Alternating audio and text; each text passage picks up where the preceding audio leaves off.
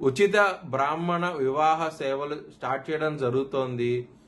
ఎవరైనా ఇంట్రెస్ట్ ఉంటే కనుక హెచ్ఎల్ఎన్ జ్యోతిష్యాలను సంప్రదించండి. జై శ్రీరామ్.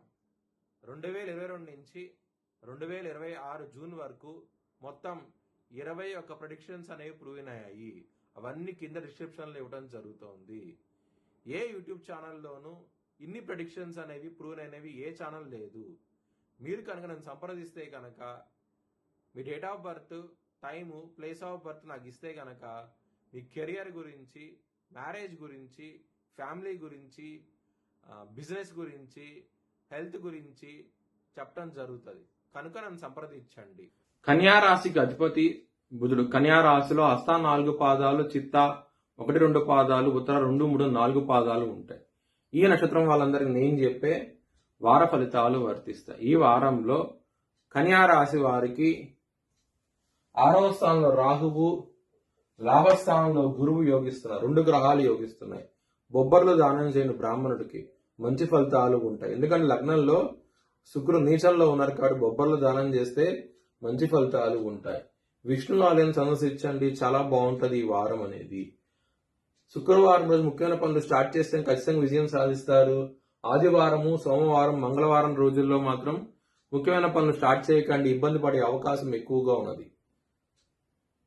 కన్యా రాశి వారికి లగ్నంలో శుక్రుండి శని దృష్టి శుక్రుడి మీద, కుజుడు యొక్క 4వ దృష్టి శుక్రుడి మీద పట్టడం మూలంగా మీకు చాలా ఇబ్బందులు పడే అవకాశం అయితే ఉంటుంది. ఎందుకంటే కుటుంబాధిపతి అన్న శుక్రుడు నీచంలో ఉన్నారు. కుటుంబ పరంగా, ధన పరంగా సమస్యలు అవుతూ ఉంటాయి.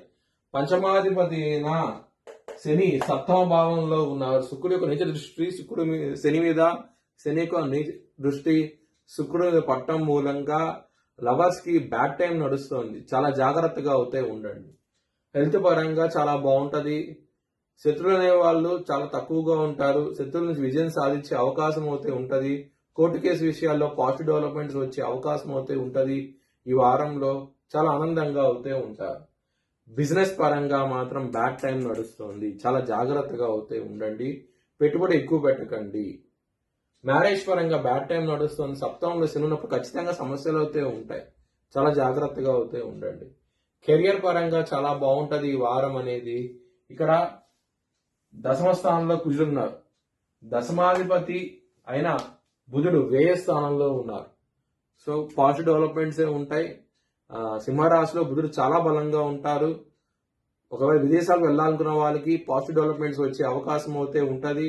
చాలా సంతోషంగా అవుతే ఉంటారు. వృత్తిపరంగా మాత్రం మీ భవిష్యత్ వివరాల కోసమై హెచ్ఎల్ఎన్ జ్యోతిష్యాలను సంప్రదించండి. Please like, share and subscribe my channel.